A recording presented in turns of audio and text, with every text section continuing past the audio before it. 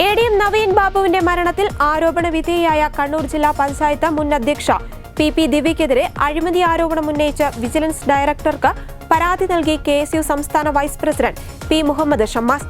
ജില്ലാ പഞ്ചായത്ത് ഭൂമി വാങ്ങിയതിൽ അഴിമതിയുണ്ടെന്നും ബിനാമി കമ്പനിക്ക് കോടികളുടെ കരാർ നൽകിയത് വഴിവിട്ടാണെന്നും ആരോപിച്ചാണ് പരാതി.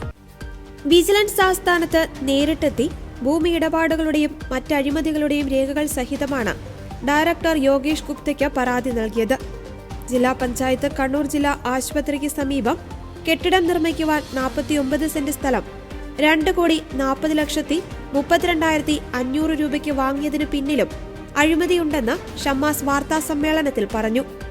CSR 2 ഉൾപ്പെടുന്നതും ഡിഫൻസ് ലാൻഡിനോട് ചേർന്നുള്ളതുമായ ഭൂമിയിൽ നിർമ്മാണ പ്രവർത്തനങ്ങൾ നടത്താൻ സാധിക്കില്ല എന്നിരിക്കെ പ്രവേശിക്കുവാൻ വഴി പോലുമില്ലാത്ത സ്ഥലം ന്യായവിലയേക്കാൾ കൂടുതൽ തുക നൽകി വാങ്ങിയതിൽ വലിയ അഴിമതി നടന്നു. ഉപയോഗശൂന്യമായ ഭൂമി ഇപ്പോഴും വെറുതെ കിടക്കുകയാണെന്നും മുഹമ്മദ് ഷമ്മാസ് പറഞ്ഞു. ഭൂമി ഇടപാടിലെ പോരായ്മകൾ അക്കമിട്ട് നിരത്തുന്ന സ്റ്റേറ്റ് ഓഡിറ്റ് റിപ്പോർട്ടിൽ ബിനാമി കമ്പനിയായ കാർട്ടൺ ഇന്ത്യ അലയൻസ് പ്രൈവറ്റ് ലിമിറ്റഡിന് പ്രീ ഫാബ്രിക്കേറ്റ് നിർമ്മാണ കരാർ നൽകിയതിലെ ക്രമക്കേടുകളും വ്യക്തമായി രേഖപ്പെടുത്തിയിട്ടുണ്ട്.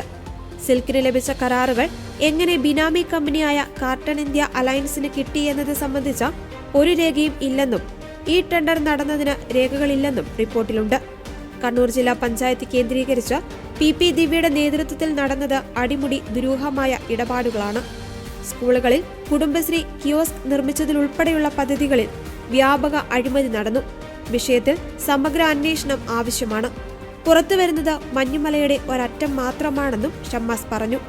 അഴിമതിയുടെ ആൾരൂപമായ പി ദിവ്യ പെരും കള്ളിയാണെന്നും രേഖകളും തെളിവുകളും പുറത്തുവിട്ടപ്പോൾ നിയമ നടപടി എന്ന് പറഞ്ഞ് ദിവ്യ 1 മാസം പിന്നിട്ടിട്ടും മിണ്ടുന്നില്ലെന്നും ഷമ്മാസ് പറഞ്ഞു.